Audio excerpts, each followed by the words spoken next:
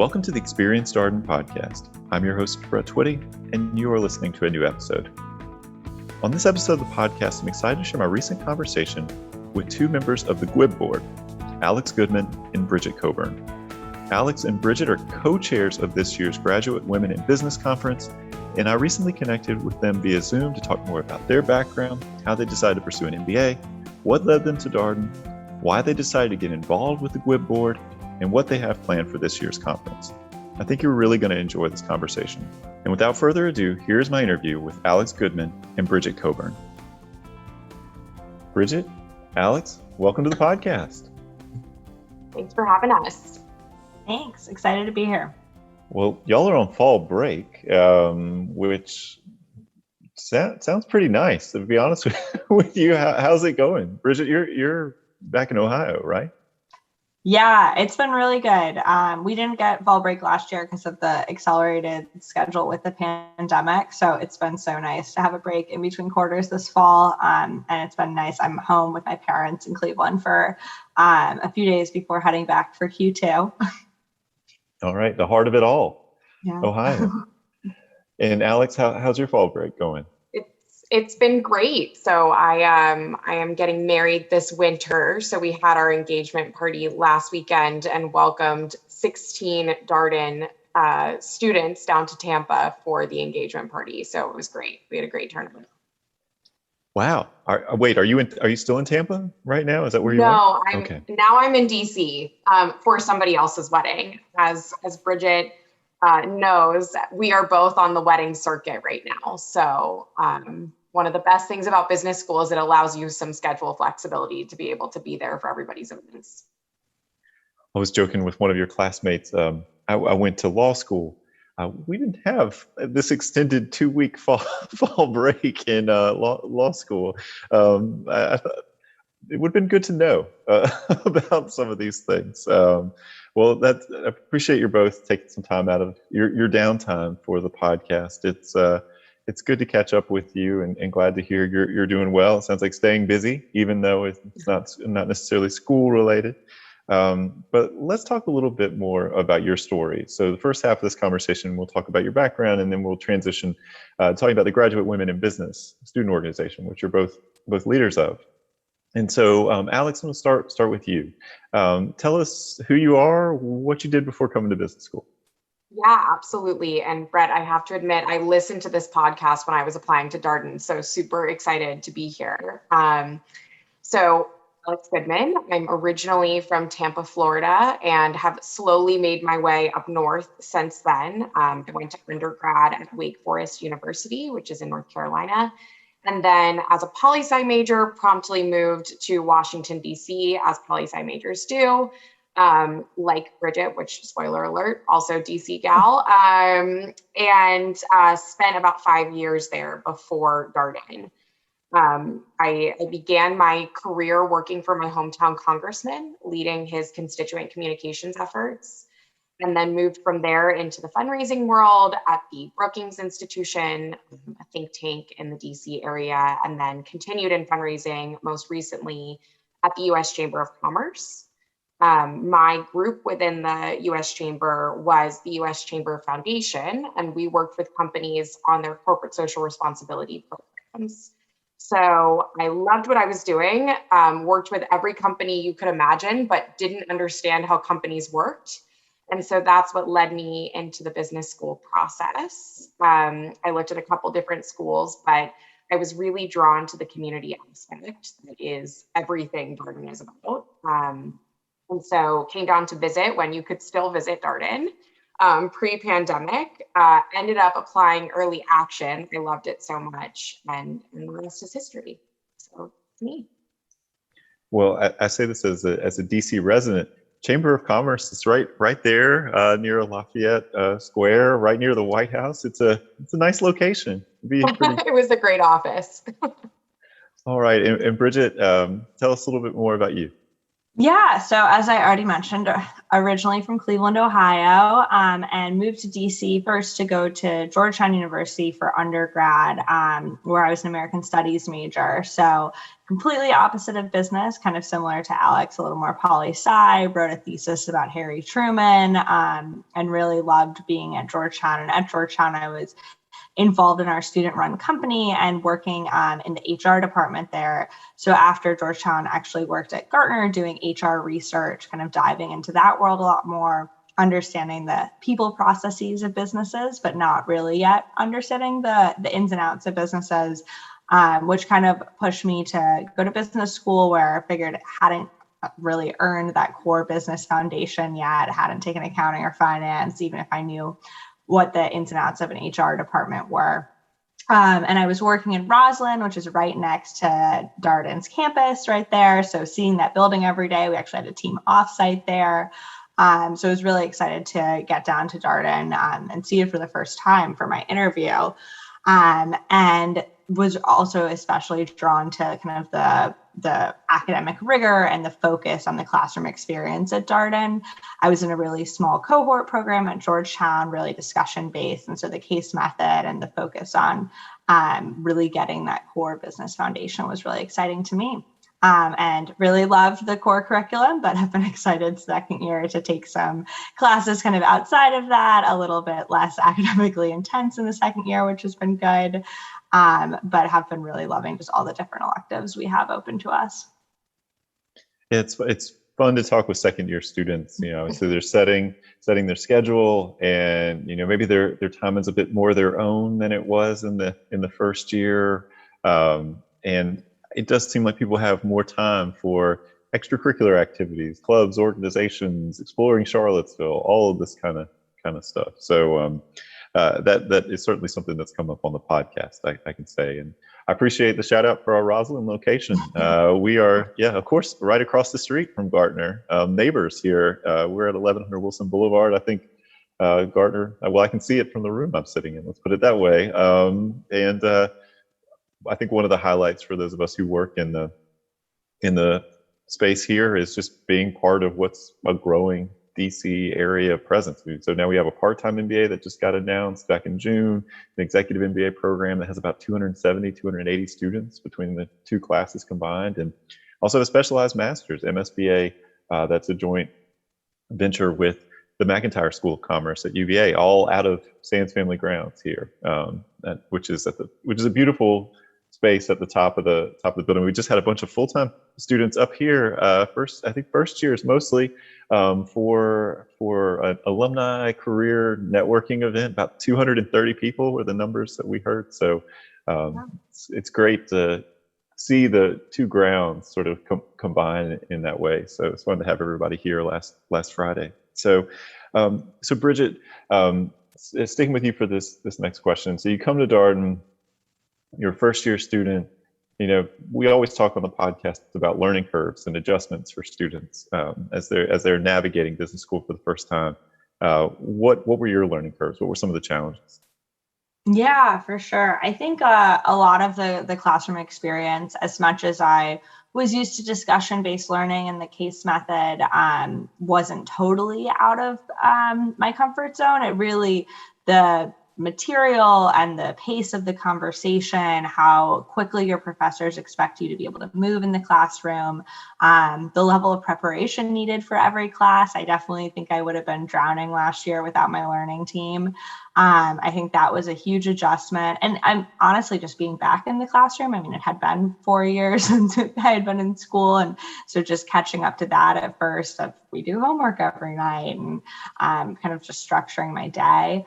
That really felt like the biggest learning curve for me. I think I really appreciated at Darden that we were able to have hybrid classes last year and get to experience kind of more of the classroom, but it was still definitely really challenging of just, okay, I have to learn all this new material. I have to start speaking in class. I have meeting all these new people, and being able to do it all at once. I think I really was impressed with my classmates who kind of started out speaking a lot in class. It was definitely something my professors were pushing me towards. And Q2, I feel like I finally found my voice in the classroom. But I think just that classroom experience was a huge learning curve for me.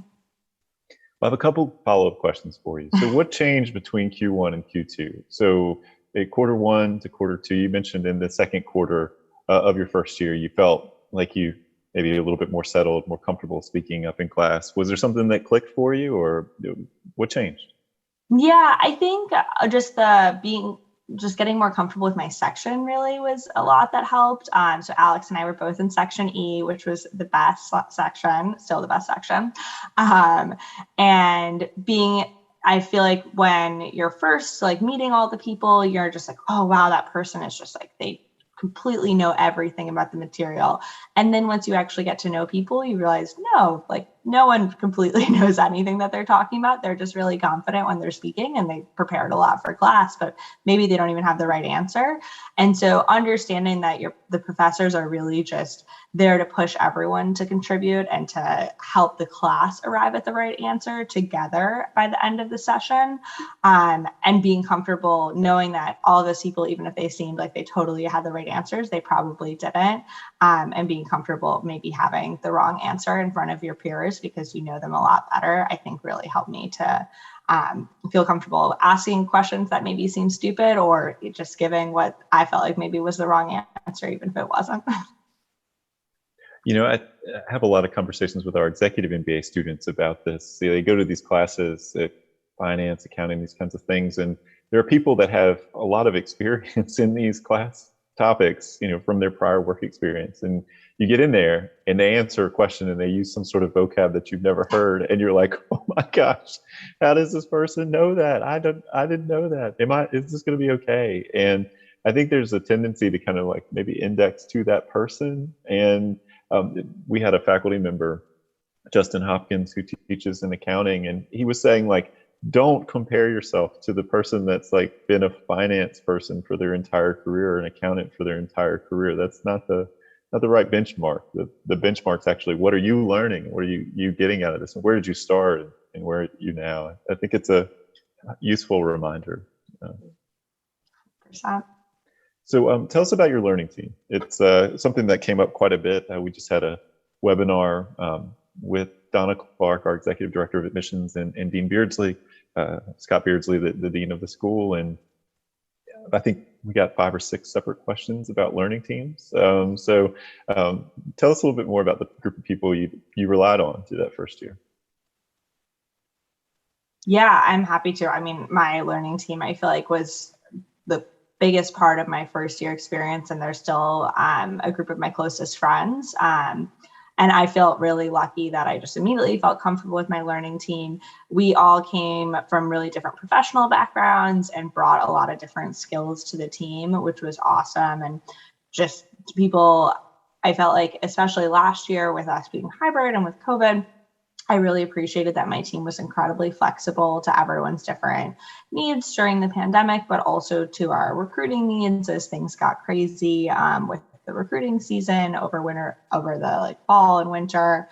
And my team really just, anytime I was struggling with something, I would have teammates who would call me after and say, like, I'm still not sure that you totally understood that. Like, are you comfortable with the material? Like, we would never let someone on our learning team go into the classroom not feeling 100% ready to contribute.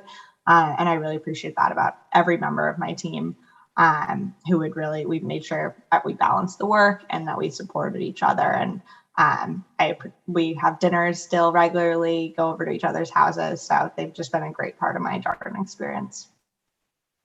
I appreciate your sharing that. I think sometimes prospective students hear a lot about Darden is hard, it's challenging, and it's rigor. The other thing, though, that should be noted all at the same time is like there's so much support for students here, from like learning teams to you have tutors, second year students that have done particularly well in these courses and have expertise to offer. You have faculty who are here, just like so many, not to mention all the pre-matriculation resources and Darden before Darden, all things that we've talked about here on the podcast. So I always think that should be mentioned at the same time because it's important. So, well, Alex, tell us about your first year. What was it like coming to Darden? Sure. I echo a lot of Bridget's story in mine. One of the things that was really meaningful to me that we haven't mentioned yet is the faculty. So I, like Bridget, came in with no business background. And oftentimes I think women, and we talk a lot about this in the Graduate Women in Business group that Bridget and I are both a part of, you come in with sort of an imposter syndrome that your background or your previous experience isn't as meaningful as somebody who came from accounting or finance or anything else. And what I quickly learned was not only is it useful, but the professors are looking to you to actually guide the conversation in a way that the accountants and the finance people maybe haven't seen it go before. Because the goal at the end of the day for the entire faculty is that they graduate a class of general managers, that they graduate people who can lead from anywhere in the business. And so I felt really confident in the faculty members that I had both in core and outside of core. One faculty member in particular, and Bridget will not be surprised by this one, who was really meaningful for me was Kim Whitler, who is a first-year faculty member who teaches both executive MBA and residential full-time MBA. She is a former CMO of many, many companies. And as such, she's got a ton of practical experience, both in the field and in the classroom. And she really took it upon herself to help me and to get to know me personally, and was a huge credit for me landing my summer internship. And as I look to my career after Darden, she's a tremendous resource for me. So that's been truly formative in my first year. I appreciate your sharing that. So she's marketing faculty member. Did you connect with her because of a shared interest in marketing? Yeah, it's a good question. We just had similar interests outside of the classroom. I come from a political background, and she's always fascinated by the craziness that is politics. And so that's actually how we bonded. I say I survived working on the Hill, not thrived. And so she took me in that way. And then it happened to be that I was in my marketing class and found that I loved marketing, and I loved everything we were learning. And I actually ended up doing marketing this past summer. And hopefully we'll be doing that after graduation as well. So not something you came to business school knowing that you wanted to do? Not at all. No. What did you like about it? What grabbed you about marketing? Yeah, I think what makes marketing really interesting to me is it's a big balance between left brain and right brain. You have to understand your consumer down to the numbers with the left brain. So you need to be able to sink your teeth into data to really get not where your consumer is now, but where they're going in the future and how your product can meet them where they're at. And then on the right side of the brain, it's that creative piece. So if I'm thinking through my customers' needs, how can I creatively answer the problems that they're facing on a regular basis with the solutions in my product or the way I position my product? And so that balance was really important to me, particularly coming from a non-quant background. That's interesting to think about this sort of interdisciplinary nature of that work. Bridget, your career goals, have they stayed the same? Your career interests, have they stayed the same over your time at Darden, or did you have something spark for you during your first year? Yeah, no, I mean, I definitely tried to explore things as much as possible in my first year, which I really appreciate that Darden gives you the time and the space with the core curriculum and just going all the companies that are coming on grounds to recruit. You have lots of opportunities to go to tons of different company briefings. I came in with an inkling. I did kind of HR research and consulting before school, so working with clients and from a variety of different industries. And so I came in with the inkling that I might want to stay in kind of the consulting field and not just be focused on HR. And so I did end up interning in consulting. We'll be going back to management consulting. So my career goals, I guess, did stay the same, but I was excited about the opportunity to explore other options as well in the first year. And I'm excited to be going back into consulting as well. Well, it's interesting to hear you mention exploration, because we tell incoming students, prospective students, this kind of both focused and open mentality, right? So do that self-reflection, know what you think you want to do, but at the same time, leave space for exploration. What did exploration look like for you in the first year? Yeah, I think a lot of it was just talking to second years about kind of what sort of companies they were applying to, what the different internships actually looked like. attending company briefings and talking to recruiters at office hours. There's so many, it's been definitely a hard balance with the core curriculum, but there's so many events that you can attend in the first few weeks of that recruiting start. So being able to just balance my schedule and go to all the events that I was interested in. And then starting to kind of, I think you have to be open to all of the opportunities, but also be focused. So I was focused on kind of the goals that I came in with, but also once I narrowed down to my geographic focus, that helped a lot for me to think, okay, well, I want to have an internship in Boston. I know that these are all the opportunities that Darden provided me. These are all the alumni in the area.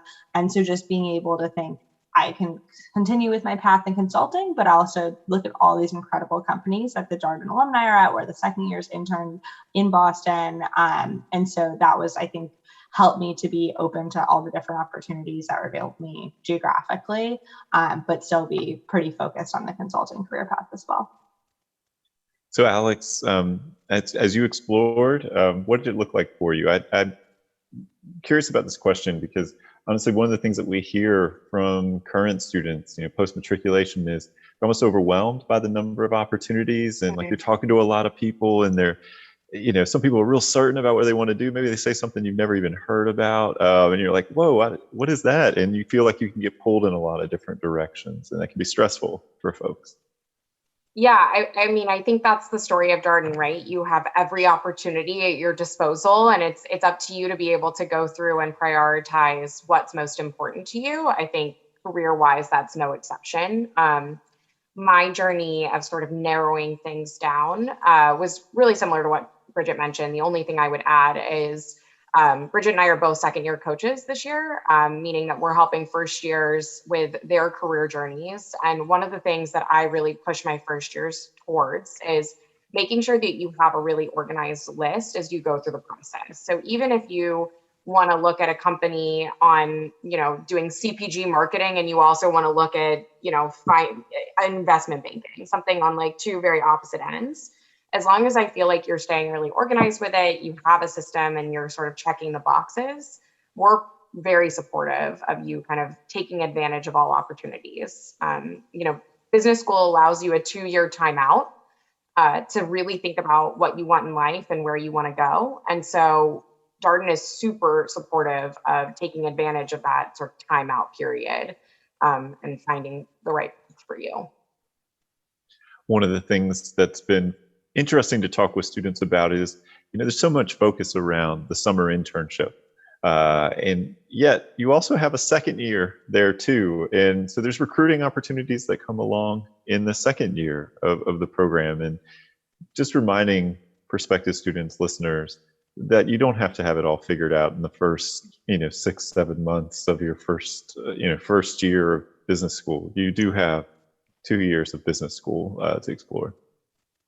Yeah, 100%. And I think this year is even, it feels like almost all of our classmates are re-interviewing and reapplying and exploring the full-time opportunities since we've gotten back to school. And I know I'm not returning to the company where I interned, and not sure if Alex has figured out that you have a really long fall to decide what you want to do full-time, and the whole spring, honestly. So I feel like people shouldn't feel like the internship is the be-all, end-all.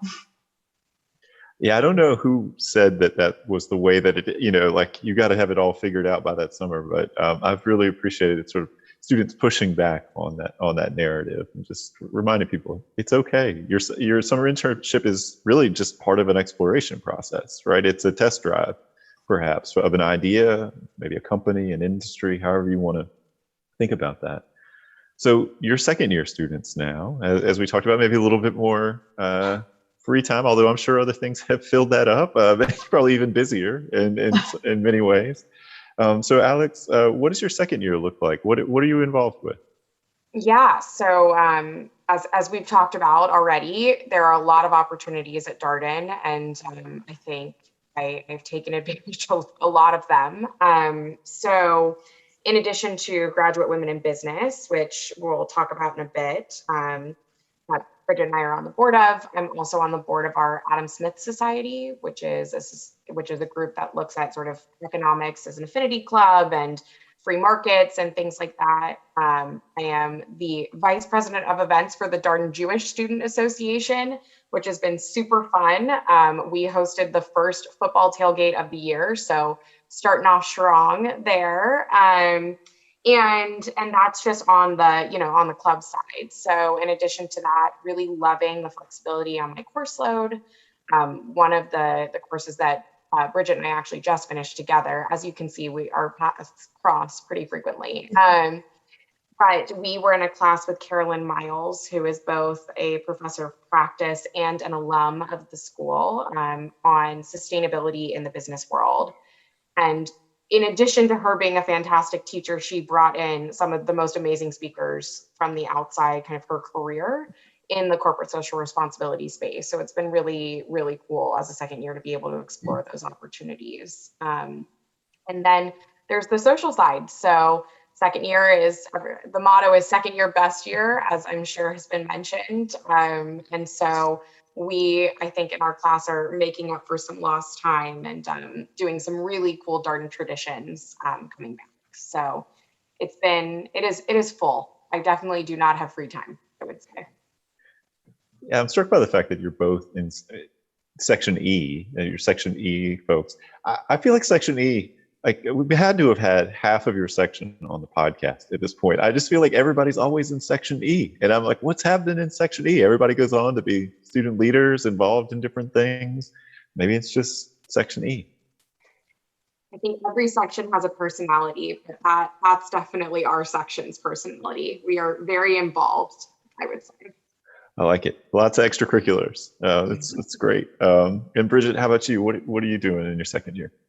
Yeah, no, I definitely echo Alex. It does feel like Section E is for sure the most involved section, but it's been fun to be with my fellow Section E cohort on lots of different club leadership boards and other opportunities at Darden. So like Alex, I'm on the board of the Graduate Women in Business Club. I'm also on the board of the Consulting Club, so helping first years with consulting recruiting specifically, as well as being a second year coach, coaching first years on their career journey.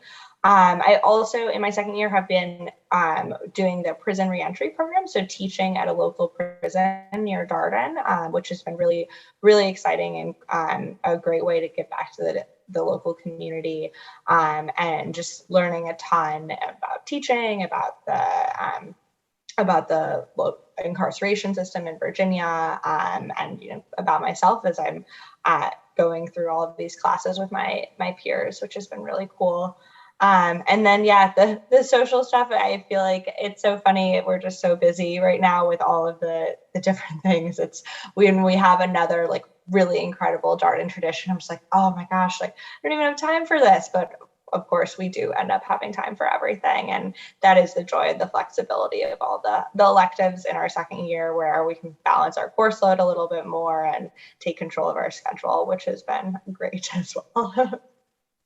We've had Greg Fairchild on the podcast. He and his wife Tierney lead the prison program. It seems like almost to a person, the students who participate in that program oftentimes reflect on it as maybe the most impactful thing that they have done for themselves, for other people during their time at Darden. I mean, like it seems like just an incredible opportunity. Yeah, it's been great. I'm teaching the entrepreneurship class, which isn't something I felt like I had like a particularly strong, like I've only taken one entrepreneurship class, but it's just so cool getting to discuss all of these like overall business concepts with all of the students in the prison who are about to be re-entering the workforce and really do want to start their own businesses, and just bouncing ideas off of each other, off of us. It's been awesome so far. All right, well, let's talk about GWIB, the Graduate Women in Business Club. You're both on the board. Bridget, what is your role on the board? Yeah, so I'll be stealing Alex's answer, since we are co-chairs or co-VPs of the GWIB conference, which is our seminal event every fall. So coming up on November 11th and 12th, Alex and I are really knee deep in planning the conference right now. It's for all of the first year women, and we're trying to get the second year women involved more this year as well. And we have a number of really incredible companies that sponsor GWIB and sponsor the conference to be able to interact with the first year women. And it's just been a great leadership opportunity to be on the board and get to work with all of the other VPs of GWIB who are involved in a ton of different areas, but also just be focused on kind of delivering this really incredible event for the women of Darden this fall. Yeah, Alex, how did you decide to take this on? How'd you say, you know what, I'd like to be a board member of GWIB and I'd like to help plan the conference? Yeah, I think a few reasons. One, this is not Bridget and I's first planning rodeo. We co-planned the Building Goodness in April auction for Section E last year. We were the highest raising section. And we had a lot of fun at the auction. So something to look forward to in the first year, but I knew Bridget was running and I knew we could plan this well again. So it was a big factor for me. Two, I think, as Bridget mentioned, the board is just super strong and it's an amazing place to come together with other women in the Darden community to talk through everything to do with the female experience at school. It's something coming from a place where it was really gender balanced. I didn't really understand what it was like for my gender to be a minority in a certain setting. And in business schools, that's just a reality. And so really being thoughtful about the women's experience at Darden is something that GWIB takes really seriously, and Darden, quite frankly, takes very seriously as well. And so being on this board has given me this tremendous opportunity to make an impact on that experience, both through the conference, which will be amazing, and I'm so excited for it, but also just through kind of thinking through how we can make Darden a better place in the future for all people, women included. So it's been a super positive experience. Bridget, what has GWIB meant to you? Alex very eloquently talked about the sort of resource that GWIBs provide and support, but what has GWIB meant to you? Yeah, I mean, echoing everything Alex said, it's just been an incredible source of support throughout both the first and second year. So in the first year, all of the first year women are paired with a GWIB mentee or mentor. So second year, who is a coach and a resource to all of the first year women, just someone you can go to with questions, maybe not just about your career because you have your career coach, but just questions about the overall experience. And so both having that throughout the first year and now serving as a GWIB mentor has just been a really valuable way to connect with the women of Darden who you may not have met otherwise. And there are a number of events throughout the fall and spring just to bring women together and be able to have that kind of community of support, but also just a way to meet people, I think, outside of your section events or outside of who you're recruiting with. I've really found that super valuable, especially in the second year, now that we're taking classes with all of these different people. To have kind of GWIB as that resource and that constant throughout both years has been amazing. So let's talk about the conference. So Alex, Bridget talked about all the work that you're doing to plan the conference. And it sounds like an incredible event. Can you tell us a few specifics of what you have in store, what you're looking forward to? Sure. So our conference theme this year is Stronger Together. So we're looking at how when women come together, both with other women and male allies, that we can be a stronger community. And so we're looking at this in a variety of different ways. A couple highlight topics from the conference that Bridget and I are super excited about. So I mentioned Carolyn Miles earlier. She will be keynoting the event, talking about her journey from Darden to American Express, to Save the Children. I will not steal all of her thunder, but she has done unbelievable work around the world with women and girls. And so she is the prime example, in my opinion, of somebody who has taken an MBA and a Darden MBA at that and made an incredible difference for many, many people. So super excited for Carolyn to join us. We are also looking at some other really interesting topics. So GWIB is one of those clubs that women come back and they want to serve as alumni and re-engage. So we actually have, I think it's like 5 or 6 former GWIB presidents who are coming back to participate in the event in a variety of different ways, from doing introductions to we have an alumni who is now at 3M who's leading a social justice in the workplace workshop. teaching women how you can be a social justice leader, regardless of where you sit in your sort of corporate structure, which I'm so excited for. I'm going to shadow it because I think that is so freaking cool. So that's been super exciting. And I think the last big thing to highlight on my end is it's an awesome opportunity for the first year women in particular to see companies that are investing in women in their workforce. I think COVID and all the research we've seen, particularly from McKinsey's report of women in the workforce, we've seen a huge flight of women out of the workforce in the past year and a half to 2 years. And so these companies are saying to us, we want women, we want to invest in women, and we want to talk about the resources we have for women in our workforce. And that's incredibly wonderful. Bridget, what are you most excited about when you think about this year's conference? Yeah, I mean, everything Alex has said. Some of the other cool workshops we have, Danaher, which is one of our biggest sponsors and has a lot of really amazing GWIB alumni who are working there. They're putting on a workshop on intersectionality that I'm really excited about, and just making sure you can be an ally and explore all aspects of being an ally in the workforce. We have some really cool panels, one on women in sustainability that I'm excited about. And I think all of our sponsors who have really awesome women who are going to be on this panel, they're also coming from sustainability from different angles. So thinking about sustainability from a work-life balance perspective, but also sustainability from how can you be positively impacting the environment as a company, but how can you also be thinking about not just the environment, but the greater community. So thinking about kind of this multifaceted version of sustainability. And I think all of these companies are going to be able to highlight that.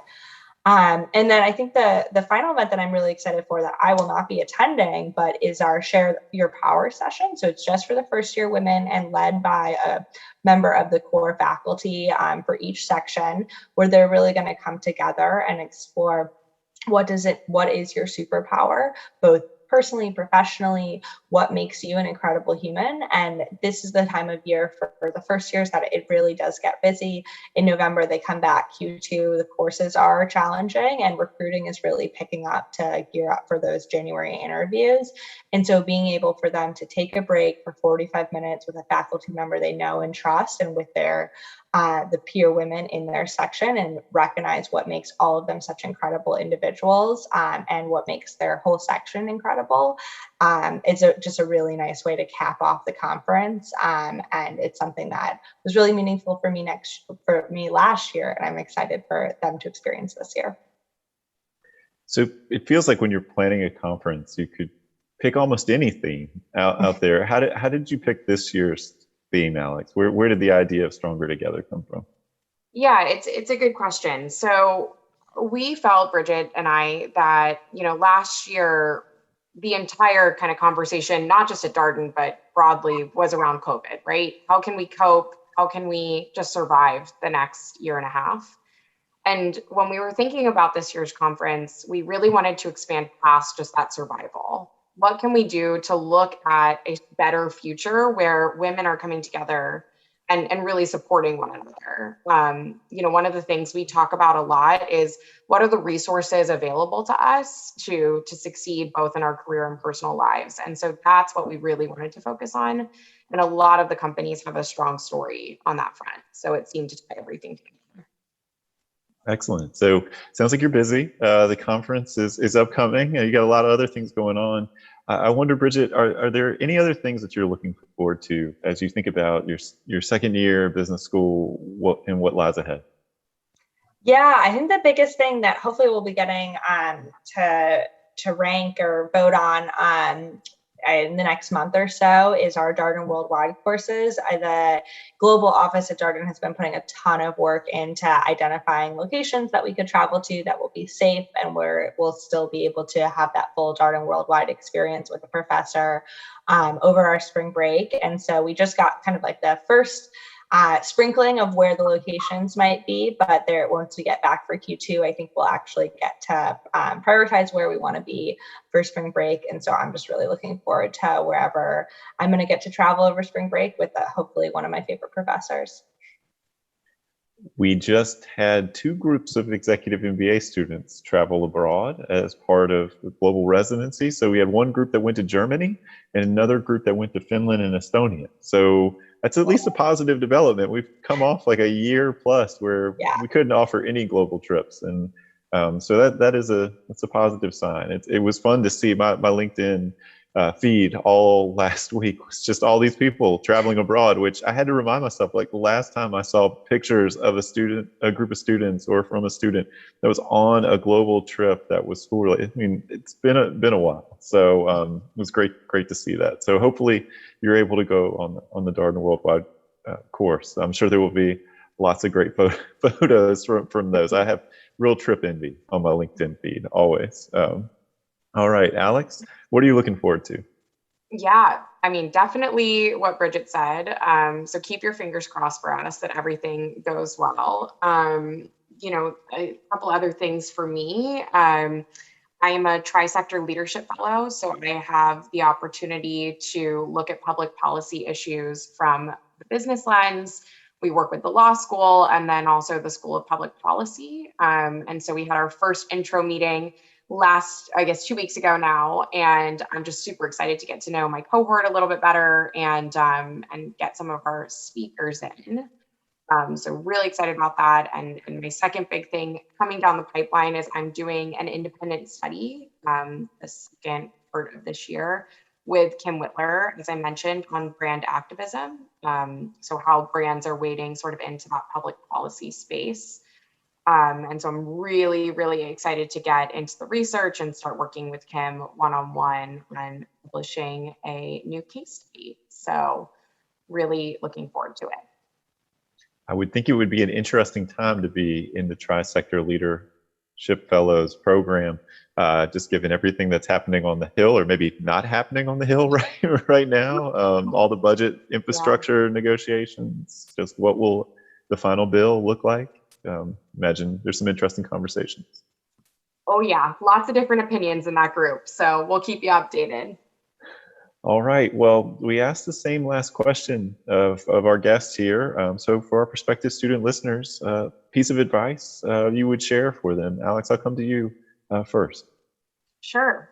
The biggest piece of advice that I share with prospective students is what Darden is looking for is a way of describing you to fit into your future class at Darden. They want to be able to come away from a conversation, either reading your kind of application or they're coming from the interview and say, I know exactly who Alex Goodman is. I know exactly where she would fit. And I'm so excited to have her as a part of this community.